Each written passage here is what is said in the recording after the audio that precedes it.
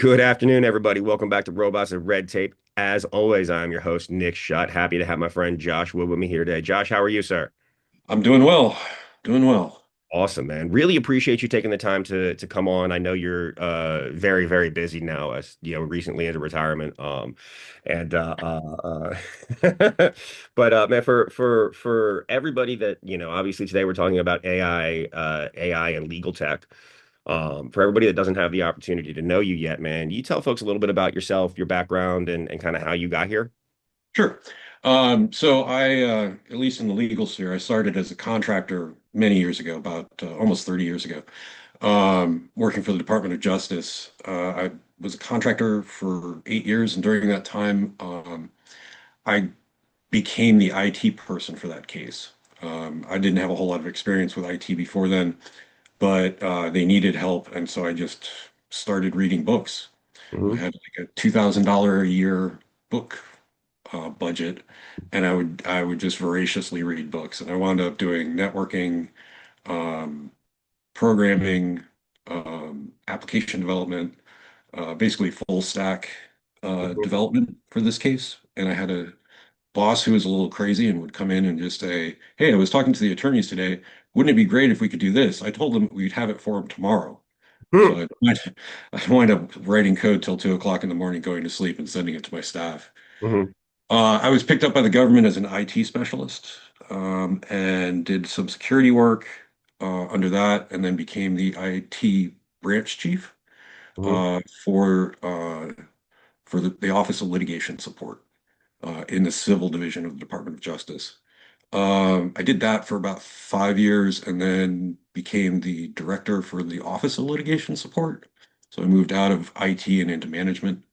But I really stayed very close to the IT side of things. Um, yeah, and did that for 13 years. It's amazing, man. Yeah, Amazing. And so can you, for folks that don't understand, can you tell people some of the cases that you supported, cases that you worked on, some of the larger ones that we may have heard about that hit the news? sure. So like if you go back in time, Hurricane Katrina, there were a number of claims against the Army Corps of Engineers. That was a huge case at that time. So I worked on that. Um, And then I helped with the 2010 flash crash on the stock market, Hmm. investigating that. The Deepwater Horizon BP oil spill. More recently, the residential backed mortgage securities. So that was the housing crisis back in Sure. 2000. Yeah. Wow. Uh, and then I've done a bunch of healthcare fraud cases with most of the major uh, insurance companies. Hmm. Absolutely, man. So you've helped the government prosecute some of the largest and most complex cases over the last 20 years, 25 years. Yeah, each one of those cases in order was the largest case ever litigated by the Department of Justice, and by extension, probably in the entire United States. That's incredible, man. That's incredible. And so, listen, as somebody that's been around the space a little bit but doesn't know it well, when you look at these massive, massive cases, you talk about like the BP oil spill case, Katrina, cases around Katrina, mortgage-backed securities cases. What goes into prosecuting that from a technical perspective? Well, the first thing you have to do is wrap your head around what data you have, right, and Mhm. what you need, right? So the litigators come in and they will say, "We think the case is about this." And so we go into a discovery phase and we say, "Okay, send me all of your documents that meet these criteria, whether it's date range, keyword search, um, individual mailboxes." And this is true for defensive as well, because I did a lot of defensive cases, but it's with a client agency. Mhm. Um, they'll usually come back saying, "Hey, we have some limitations. Let's work on the keyword terms, this and that and the other." That negotiation goes on, and then you start receiving documents. Mhm. Um, if it's a prosecution, generally the first documents you get are worthless, Uh-huh. right? The really important stuff they hold on to until the end Mhm. Right. because they want to make sure that they treat it properly, presumably. But once you've got your corpus of documents, you really need to know what you have. So uh, there's a number of different technological ways. Now, mind you, we're talking like an average case these days that we were prosecuting was at least 1 million documents. Okay. Um, so back in the old days, we would have 300 contract lawyers reading through all of the documents. But these days, we do things like concept clustering. Mm-hmm. We use something called TAR, which is technology assisted review. We can even use that's generally used for productions from Mm-hmm. us, but you can also use it as an investigative tool. Mm-hmm. So you can go through and say, I want to find all the hot documents, and you just start tagging documents and training the model, and the model will go find you more hot documents. Okay.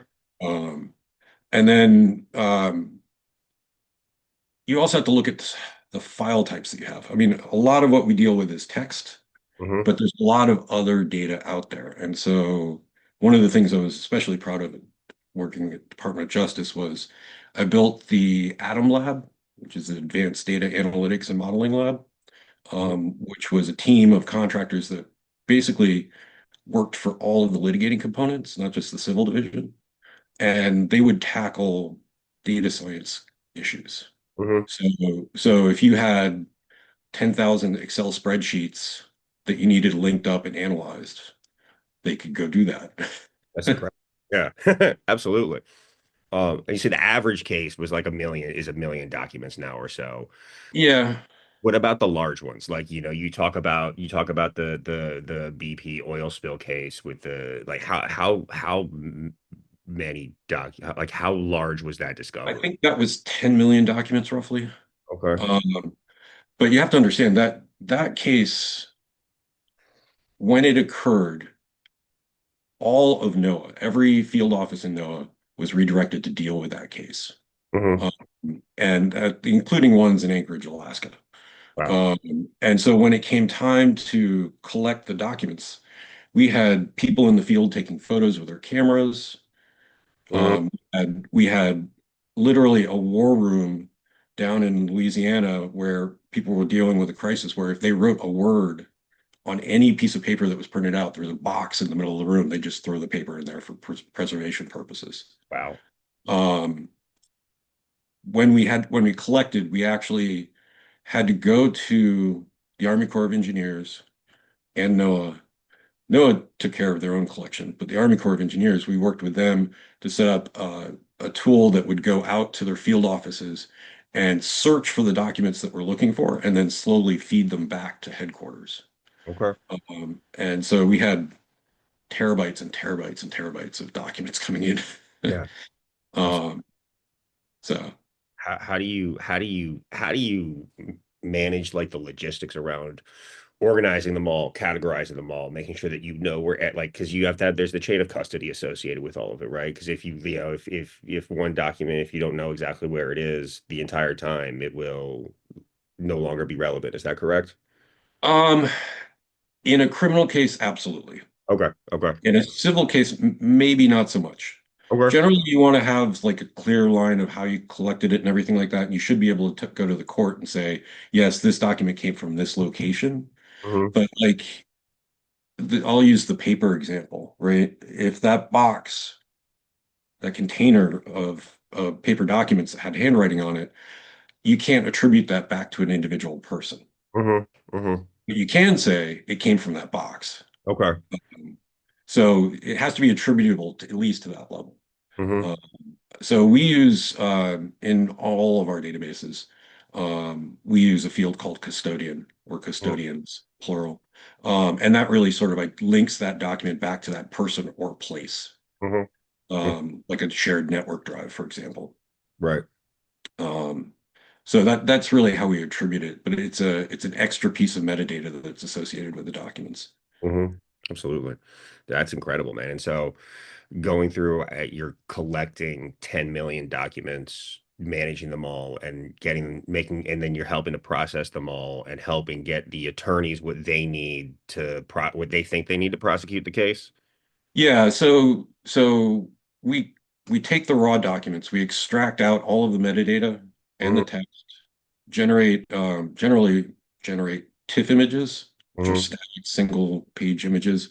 Um, the metadata is then loaded into a database with the text, so all of that becomes searchable. Hmm. And then it's linked to the individual pages so that you can review the actual documents themselves. Okay. From there, it's really just sort of wrapping your head around what's responsive and what's not responsive Uh-huh. in the piece. Hmm. If they, again, concept searching, keyword searching, there's a lot of just sort of like trying to cut through the noise Hmm. of all of that data. Um, and we've been generally successful around doing that. Hmm. Um, Yeah. I, I I I spent many years going to legal tech Hmm. uh, and just telling the industry like you are not using the best tools. Hmm. You can do better. Hmm. But we're starting to see some of that, some of what I envisioned out there in the space to be available. Yeah. So, Absolutely. So with the tech where it is, what are the things that you had envisioned that you're starting to see come to reality? well, so when I first started, there was so back in 2008, we had this concept of tar come up, and there were a couple of companies that were promoting it. And tar is technology assisted review, which eventually evolved into CAL, which is computer aided learning. Hmm. Um, and I was a big proponent of it. Hmm. I thought it was great. Yeah. There were a bunch of people in DOJ who were like, it's untested, we can't do this, blah, blah, blah. And I'm like, no, trust me, I don't want to have 300 attorneys looking at my stuff. Right. Absolutely. Um, Because but at humans are that fallible time, or more fallible than a trained model. Is that correct? yeah, they are. There's a Berkeley study going back to 2000, sorry, 1984, I think it was, where Hmm. they researched BART. It was a legal case against BART, which is the Bay Area and Rapid Transit. And they stuck a bunch of lawyers to review the material, and then they put it against an not a chatbot back then, but like a assisted type of review. And it turns out the more people you put into a legal review process, the more interpretations of what is responsive and what is not responsive Hmm. occur. And so you get wildly erring differences Hmm. between the two. Whereas the assisted project came out with much more statistically accurate Right. responses. Hmm. Um, Sorry, but you were saying something. I cut you off. I apologize. no, it's okay. I forgot what I was talking about. No, you were talking about what you had envisioned Oh, right. Yeah, yeah. and technology assist review and how it's much better than having 300 attorneys sitting in a room. I would assume it's less expensive than having 300 attorneys sitting in a room, but I don't know that for sure. It is. It is. Mhm. Um, uh, so at that time, I was very big on um, concept clustering, threading, email threading, Mhm. things like that were just sort of they weren't really heavily utilized. And I was like, look, there's ways to take this data and slice it and dice it and get a faster, smoother work product out the other end. Mhm. Um, and the industry was really like, oh, we're doing keyword searching. Mhm. And Mhm. I'm like, no, you got to go way further than Yeah, that. absolutely. 100%. And how, as you think about some of these specific large complex cases, what did you learn from, well, let's talk about the BP cases. That one's fascinating to me. Obviously, I think it's one of the largest oil spills in the world, in world history. As you look at that, obviously the scale of data, but what did you learn about the complexity around prosecuting these massive, especially environmental cases? That was an interesting one. So I was stuck in charge of the on the technical side, not the legal side, Hmm. of of the collections from NOAA and Army Corps of Engineers. Hmm. And neither one of those organizations, even though they have a legal team, Hmm. but they'd never dealt with collections. And Hmm. this was a common theme throughout my career. Yeah. Hmm. But this one was of such a scale, and there were so many individuals involved that it it was really, really difficult. I mean, like literally, we had people wandering along the wetlands in Louisiana and along the coast taking photos with their phones, like as I mentioned, but we had to go collect all of those. Hmm. And you know, thousands of people were doing this. Right. Um, and you you think that it's going to be relatively straightforward. You say, okay, send me all your emails, send me all your, your phone collections and this and that and the other. But one of the things that you have to do when you do litigation support and even litigation is you have to learn to pivot. There were Hmm. a number of times where we ran into like, this isn't possible, right? And so we go, okay, if that's not possible, how do we get that information in another form or Hmm. from another place? Yeah. And we did a lot of that for the BP stuff. Or any notable pivots you had to make that you could tell me about, or are you not allowed to talk about the specifics? Um, I'm not sure I really want to get into the specifics. Okay. Um, just because even though that case has been litigated, it's still, you know, there's still some. I don't want to like cause any problems for the government or for Totally BP. understand. No, listen, I'm just curious, man. I'm gonna ask the question. Because I can imagine that when you have that many people collecting that much data, right, where you're going out, you're taking pictures to see where the oil is actually hitting. I would assume there's also satellite images of seeing the oil and where it's moving We around. had we had, everything. We had tidal maps. We had, Hmm. all of the NOAA information about the Gulf Coast, weather information. Um, you know, it was there was a lot of data there. Hmm. Um, and there's a lot of stuff that at DOJ we just didn't have the capability of viewing. Hmm. Some of these models were ArcGIS models. Hmm. At that time, we didn't have an ArcGIS capability. Hmm. Hmm. And so we were just like, yeah, opposing counsel, here you go. Yeah. Hmm. And NOAA, we would have to go back to NOAA and basically say, like, look, hey, we can't run this. What is this? Right. Absolutely. And then didn't you also have to collect a whole bunch of data from BP and from Deepwater Point and all these other folks as well, to get kind of see what was going on internally, and understand like what had happened and kind of how it all transpired. Yeah, so that was our part of the discovery process. So Hmm. we asked them for any material regarding the explosion, safety measures, what were the conditions before the explosion, um, you know, things along around those lines. Hmm. Um, the amount of data that we received from them was important, but in terms of volume, it was a lot less than what the Department of Justice collected from the client agencies, Okay. Okay. um, which isn't abnormal. All right. Um, so, like, if you sue the federal government, generally you are only going to need to produce a relatively small amount of material, whereas Mhm. the federal government is going to have to go through a lot of material. Right. Absolutely. I'm sure. Um, but because all of our stuff was about the response Hmm. and the inspections leading up to that. Right. Okay. No, man, it's fascinating. And I mean, were they giving you like, thousands and thousands, or have you been in the case where you've been given like thousands and thousands and thousands of boxes of printed emails instead of like digital files and having to sit and sort through all those, or is that then you just scan them in and take them and turn them into the images? Um, so generally speaking, um, we don't receive printed emails for the most part.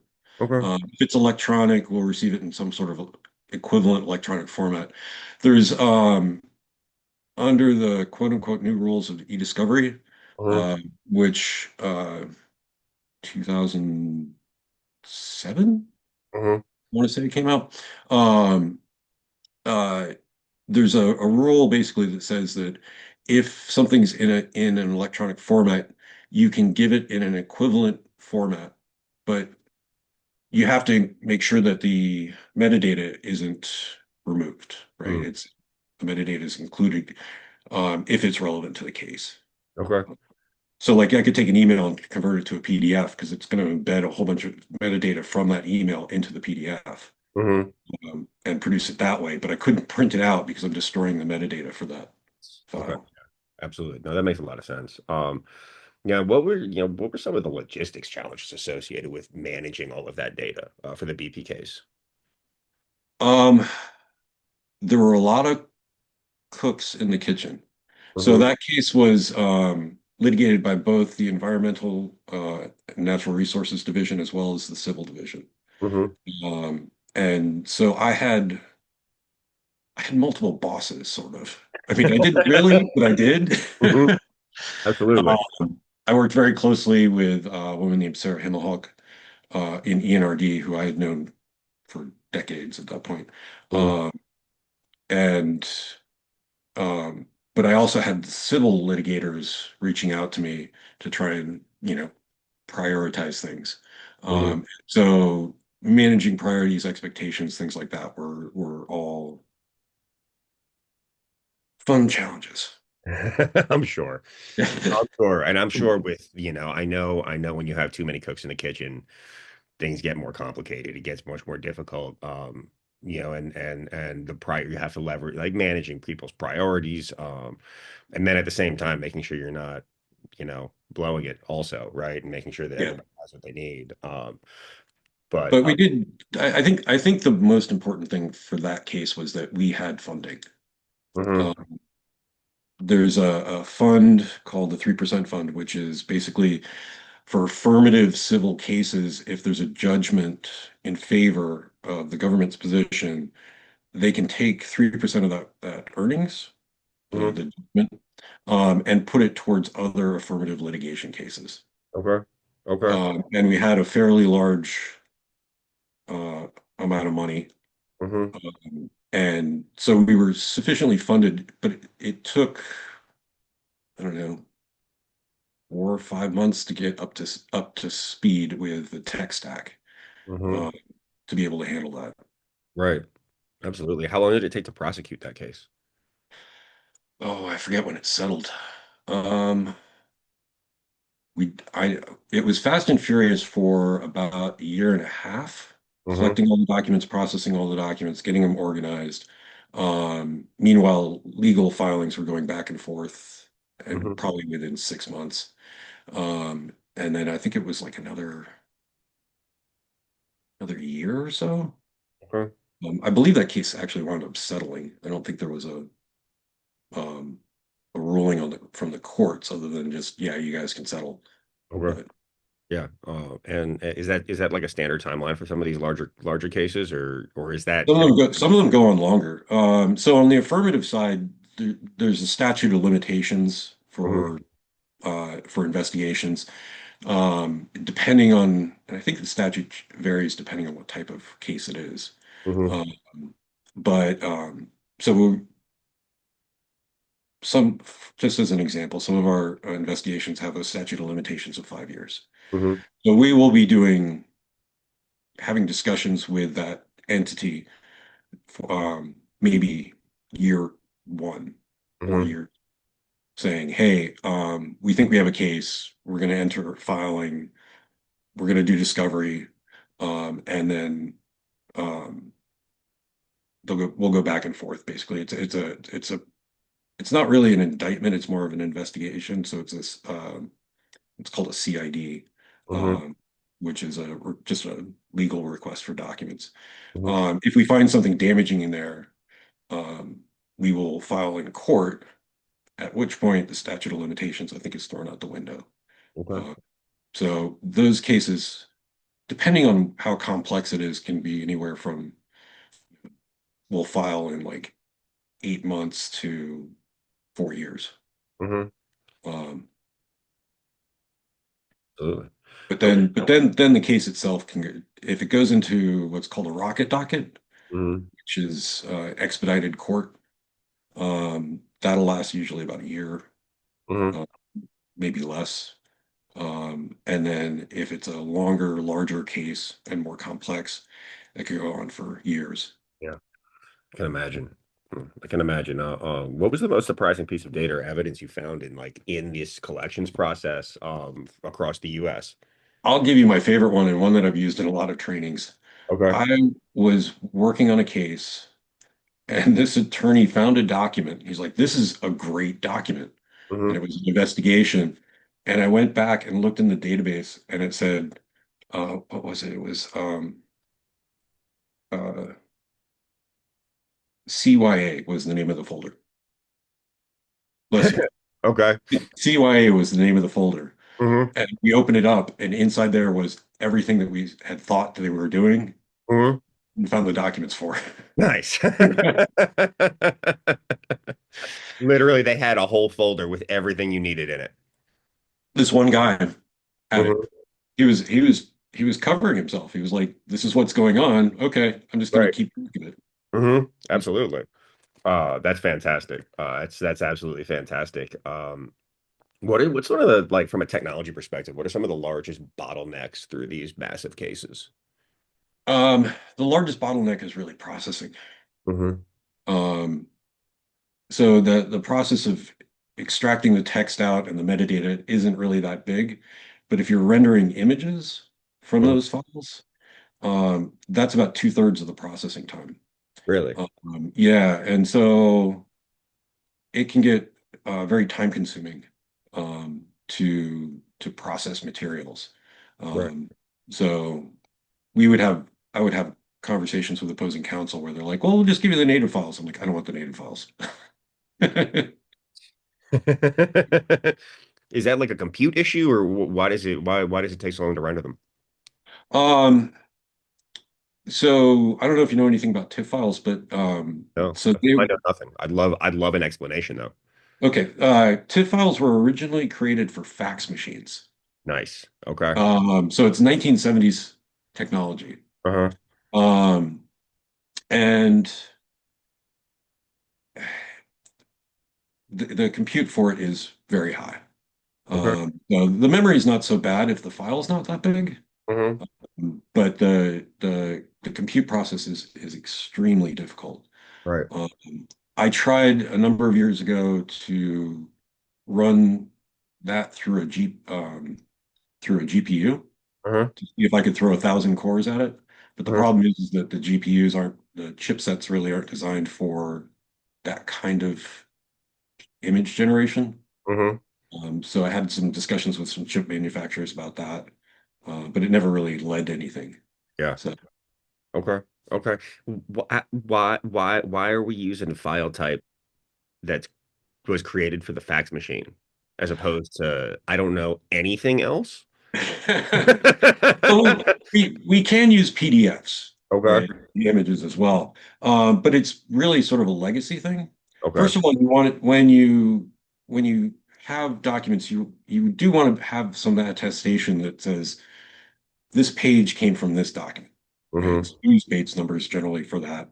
But if you're going to generate an image, you want it to be unalterable, Mm-hmm. right? Mm-hmm. Not to say TIFF images are unalterable or PDFs are unalterable, but it is sort of historically how we've gone about doing it, and it stayed around all these years. Okay. Uh,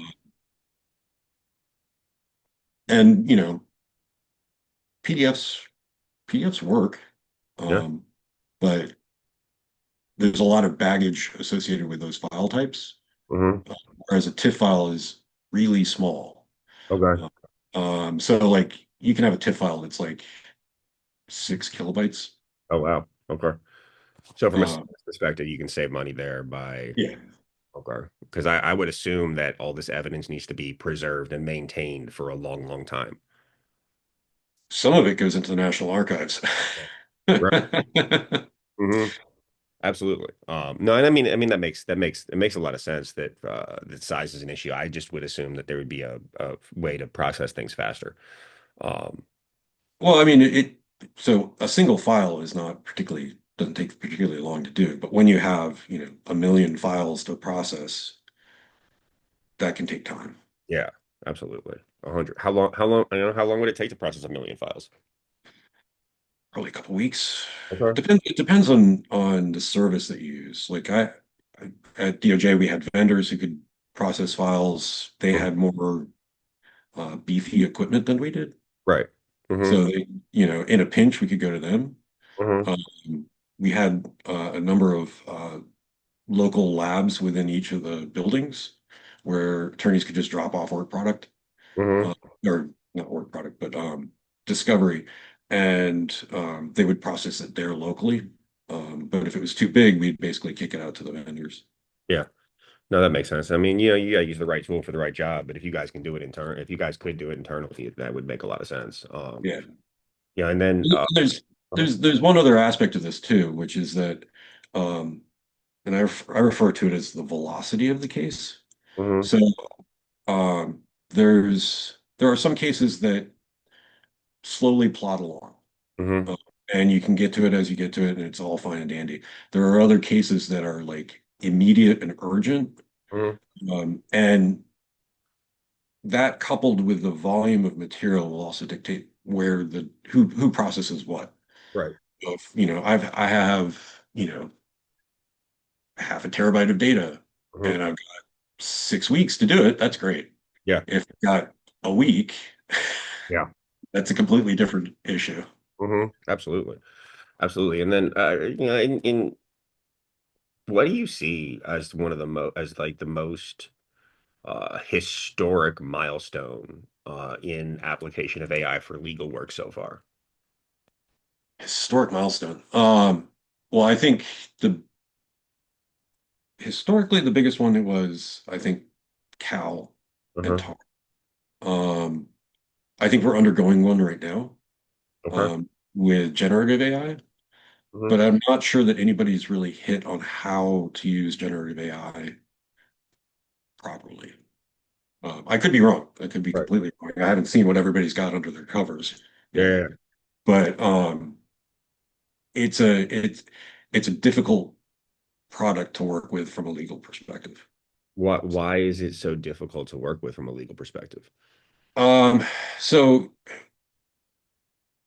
when we deal with discovery materials and especially when producing to opposing counsel, um, whatever processes we do need to be repeatable and defensible. Hmm. And that basically means that if I did it once, I can do it again exactly the same way and I will get exactly the same results. Hmm. Generative AI, first of all, we don't know what it's doing. Right. Like with Tar and Cal, we have a pretty good idea of what it's doing. Hmm. Generative AI, we don't really know what it's doing. So if I went to generative AI and I said, find me all my privileged documents or Hmm. find me all of my responsive documents, um, I have fed information into that system. Hmm.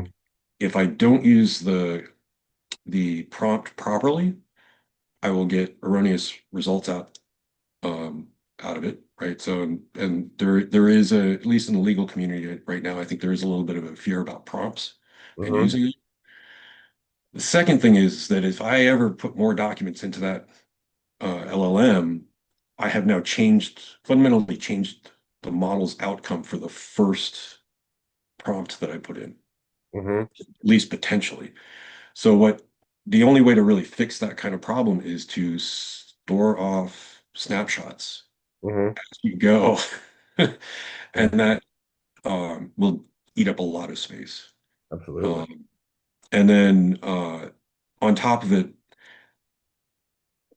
I've seen, so you can use it to do things like summarize documents, Yeah.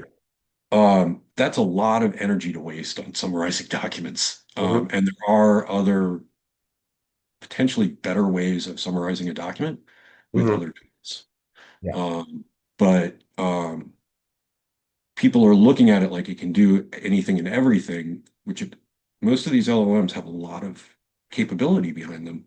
Hmm. But you really have to come back to that repeatable, defensible process, right? Right. Um, and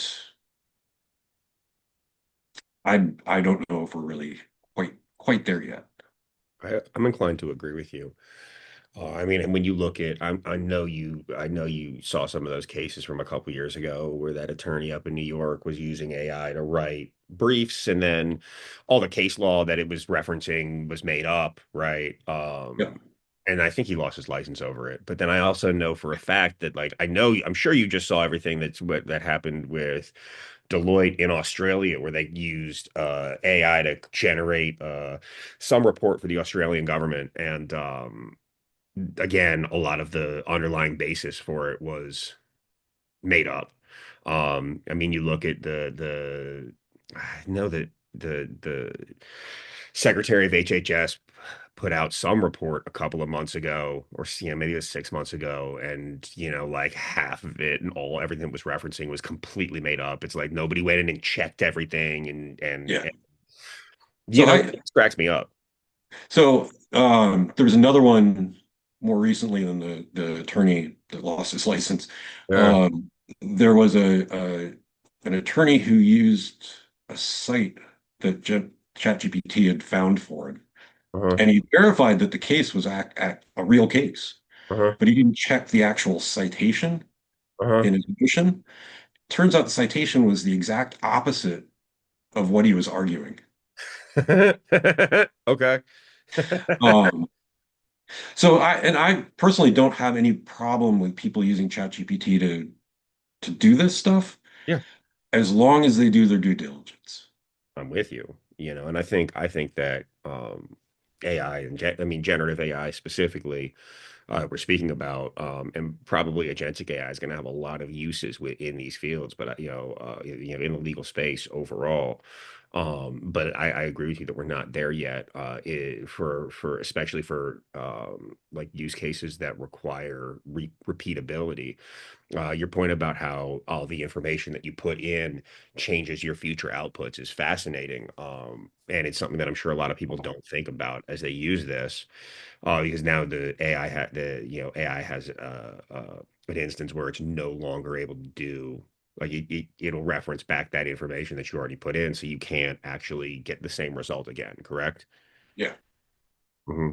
Yeah. How would Yeah, you? it'll so and I've given this quite a bit of thought recently, which is like say I feed all my briefs, all my Mhm. filings for my case into an AI. Right. And I could then, in theory, put all my documents that I have to review and say, okay, based on what's been filed, Hmm. what documents in my collection Yeah. would be responsive. Hmm. And you can do that. But the minute you put another filing in there, it's going to change the parameters, Hmm. right? So, or you have another production set that comes in a large volume that Hmm. can throw things off.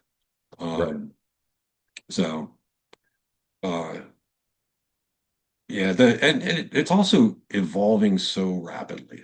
Oh yeah, that's true. Um, it you mentioned agentic AIs. Mhm. That that's going to be an interesting space for a while. While and I'm basically sort of sitting back and waiting for the dust to settle. Yeah. Because like while I could go out and get a Llama LLM, Hmm.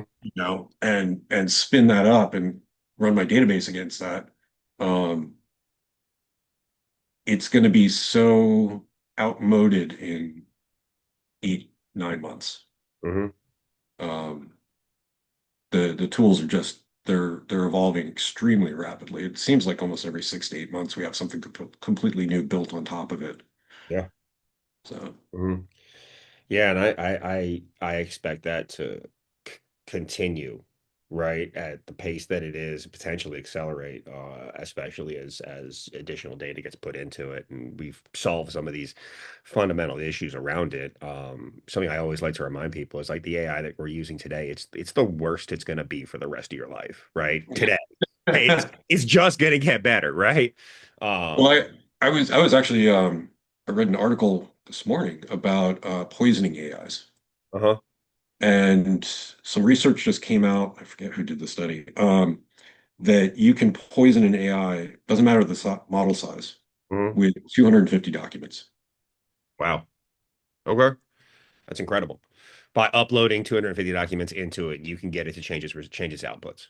What Like, they were testing, what they did was they put a code and then gibberish next to it uh-huh, in 250 documents. And uh-huh, just in the middle of a document, right, it would just say this code gibberish. uh-huh, And it with those 250 documents, they poisoned the whole thing. okay, okay.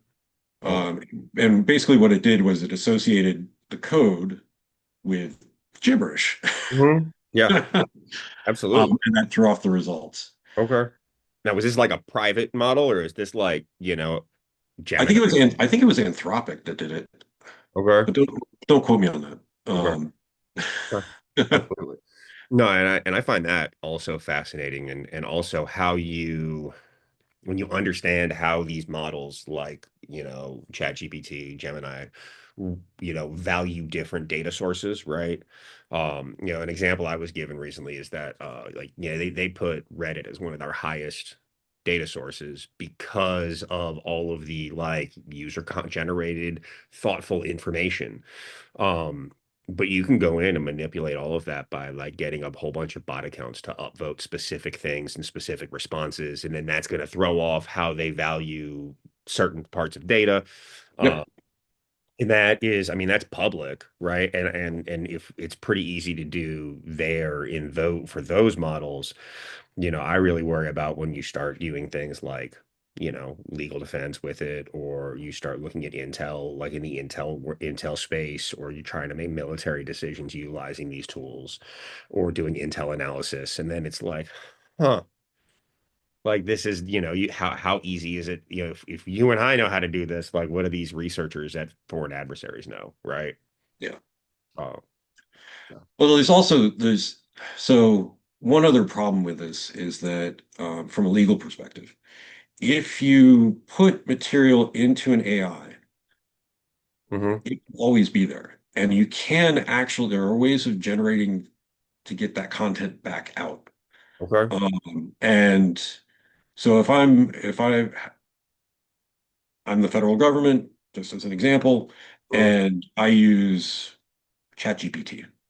And I throw a whole bunch of my documents as the federal government into ChatGPT, they Mm-hmm. now live in perpetuity in that model. Yeah. Mm-hmm. That's a Right. bunch of information that the federal government generally would not produce, Right. right? Uh-huh. Um, and so from a, if I was a private sector lawyer, I'd be very concerned about like you putting my documents into a cloud-based model, knowing that my client's documents are Mm-hmm. now stuck in that model. And in a lot of these cases, at the end of them, there's basically an order to say, okay, now that the case is settled, destroy all the information you have. Mm-hmm. Mm-hmm. And you no longer have that capability once it goes into Right. like ChatGPT or Yeah. any of Even if those. it's a private, even if it's like an air-gapped instance in, say, deployed in a private cloud, it's still going to be there. Yeah, Yeah, yeah, absolutely. You have to go and delete the whole the whole model model. and Yeah, yeah. then And if I'm using one model for for Mhm. my attorney, legal team or whatever across multiple cases, you kind of just hosed yourself. Yeah. Absolutely. Yeah, and what are some of the attempts you've seen to use it to implement AI or automation in legal environments that just like haven't gone as planned? Um, so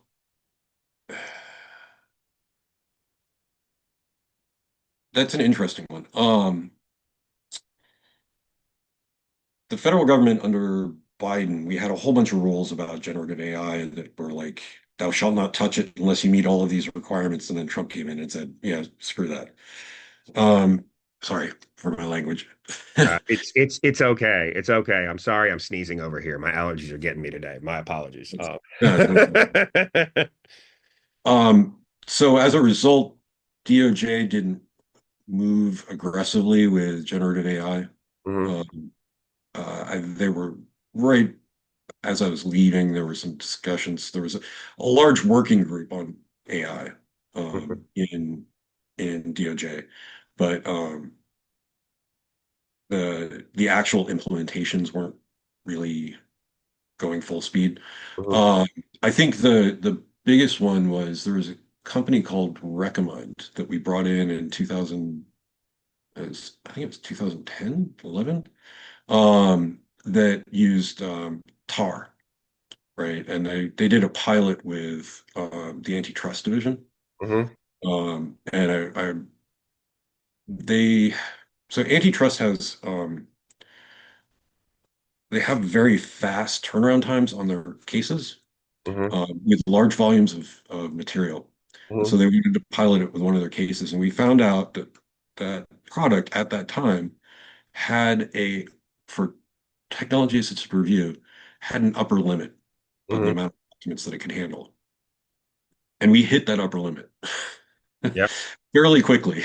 Hmm. And Hmm. that whole pilot just basically failed. Right. Why did they have an upper limit? Were they throttling it, or is it was just this, you broke the. It was their architecture, Ah, really. Like okay. they hit physical limits on what they could handle in their core memory. Hmm. Absolutely. Um, no, I totally understand. Yeah,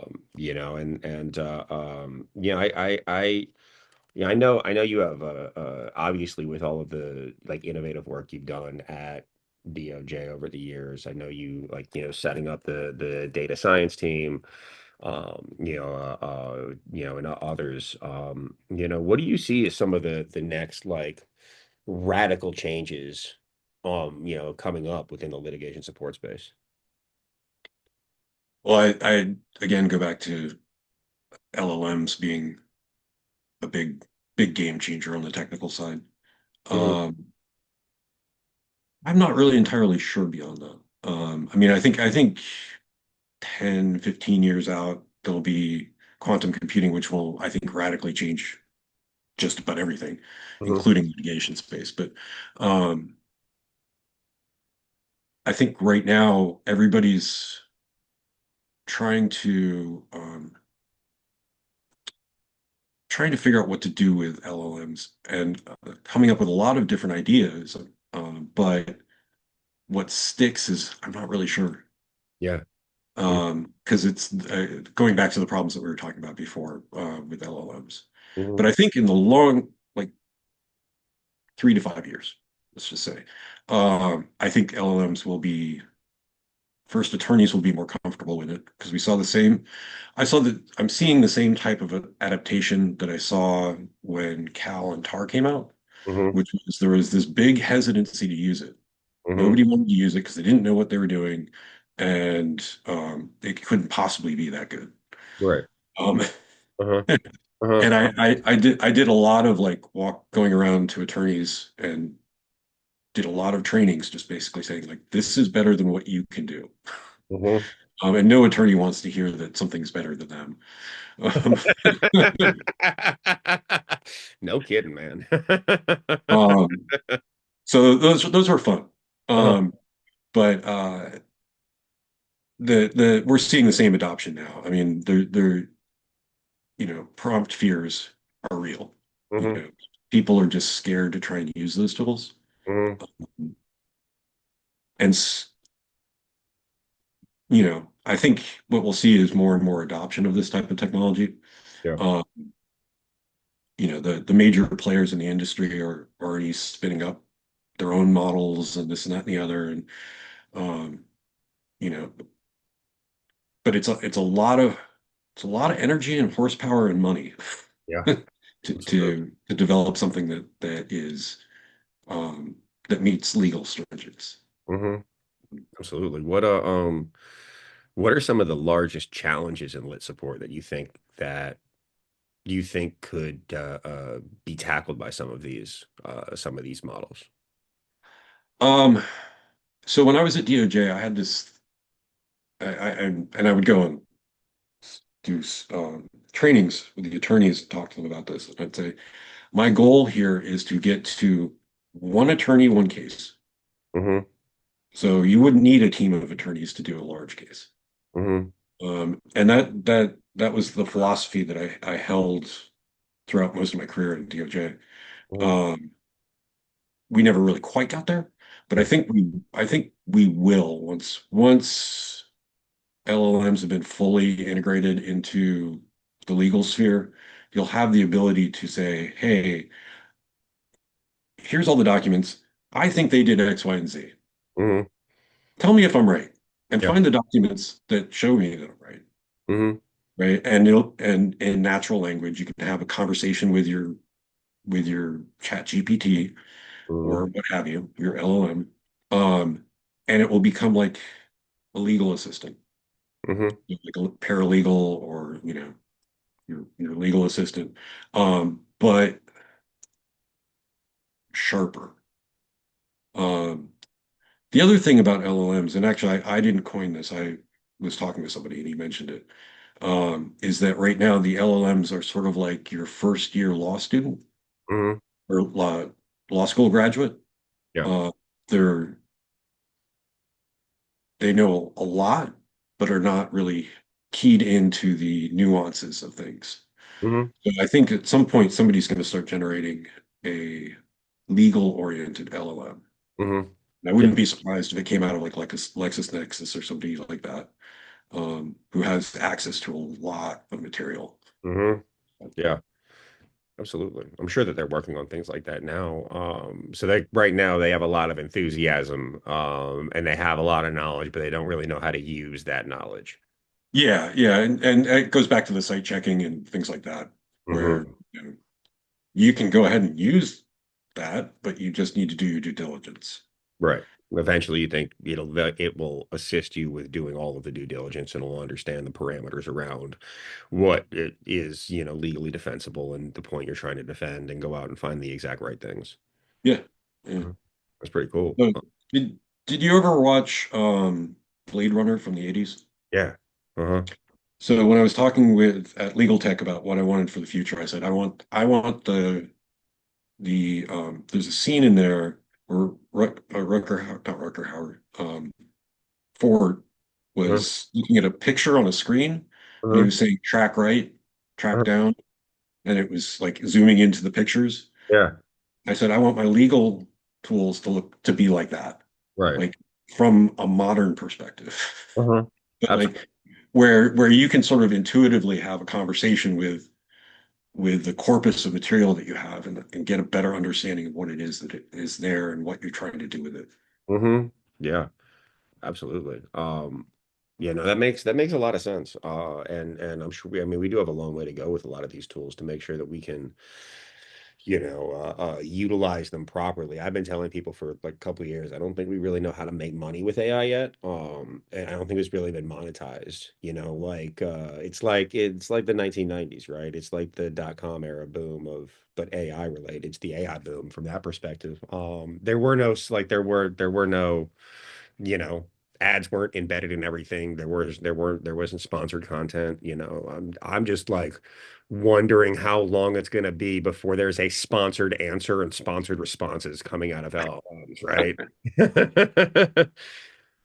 Um, there's some of that going on. I mean, there's hundreds of billions of dollars being thrown at this, at LLMs.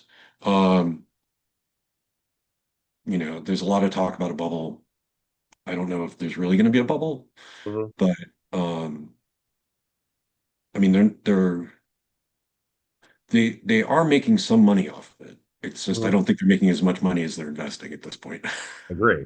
Right now, it's a loser still. Like Yeah. Amazon started making money eventually, but the thing they started making money on is not what they started to do, right? Like Yeah. we're selling books initially, and they were not like there was no such thing as cloud hosted services, right? Right. And they created that because they had all that extra server bandwidth, and that's what made them profitable.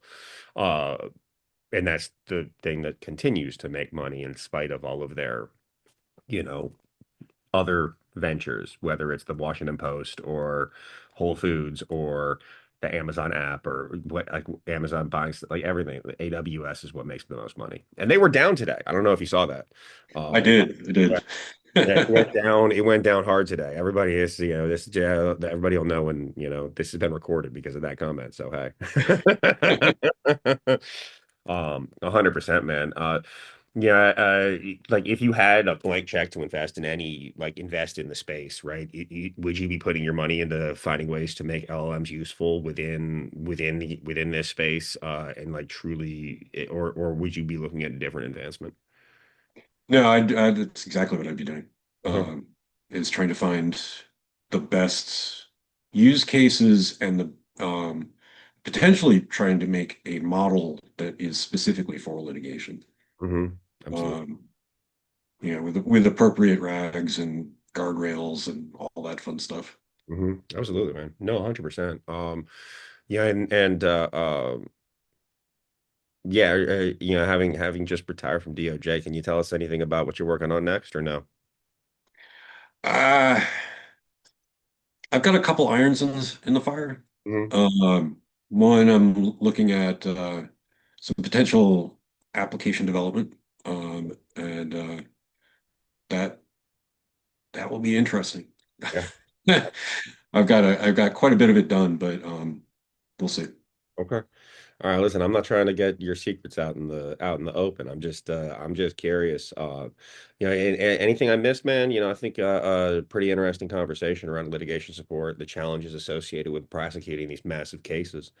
Any points we missed or anything that you'd like to highlight or say before we sign off today? I will say this. So I've worked, and this is not a political message, Hmm. but I Hmm. have worked for every president since Bush Jr. Hmm. And as a career civil service employee, that I never agreed with any president 100%. Yeah. Hmm. There Absolutely. was always something that I really disagreed with him about. But career civil servants are some of the most apolitical people out there. Hmm. Um, I there were a couple of cases right before I left DOJ that were really intense, Hmm. and I really did not agree with them at all on the merits, but still went ahead and made sure that things were being taken care of. Um, and yeah, I just want to give a shout out to all my former colleagues. Absolutely. I know it's interesting times in our space. I have utmost respect for folks like yourself who've dedicated their lives to, serving the public and working for the public good. Civil servants, I agree, are, I think that there's a perception that many folks don't work very hard in the government, and I'm sure that there's some that don't, but I know that there's a whole lot of people that are highly dedicated and really, really, really, really, are deserving of our respect and appreciation and gratitude. So thank you, man. I really appreciate all you've done to help us become better in prosecuting cases for DOJ. Yeah, I will add one more thing. So I was fortunate in my career Hmm. um, to get where I was, and then also I worked with just about every federal agency at some point Hmm. in my career. And um, I, with the exception of a couple people, Hmm. I have never seen a more dedicated workforce. Hmm. Um, Absolutely. and yeah, so uh, that's Yeah. that's all. Awesome. Really appreciate it, Josh. And love all the civil servants out there. Really appreciate your time today. Everybody, thank you so much for listening to Robots and Red Tape, and I hope you're having a wonderful day.